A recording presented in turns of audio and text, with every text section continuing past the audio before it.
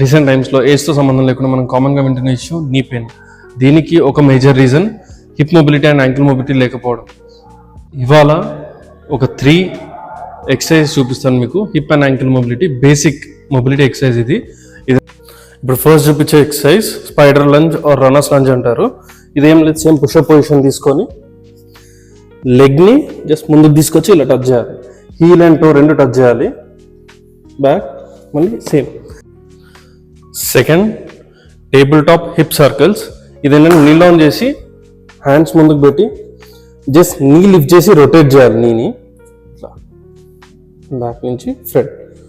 ఇది ankle mobility కోసం. ఏం లేదు, మీ ఇంట్లో స్టూల్ ఆర్ చైర్ ఉంటుంది కదా, అది తీసుకొని జస్ట్ ఇలా లెగ్ పైన పెట్టి హీల్ లిఫ్ట్ చేయొద్దు అండ్ టో కూడా లిఫ్ట్ చేయొద్దు. ఓన్లీ నీని ముందుకు పుష్ చేయండి. ఇలా జస్ట్ పుష్ చేసి ఒక సెకండ్ హోల్డ్, మళ్ళీ బ్యాక్. 12 రిపిటేషన్స్, 2 sets వరకు చేయొచ్చు డైలీ మీరు. 2 to 3. మీకు ఇంకేమైనా డౌట్స్ ఉంటే hip mobility or ankle mobility గురించి కామెంట్స్లో మెన్షన్ చేయండి.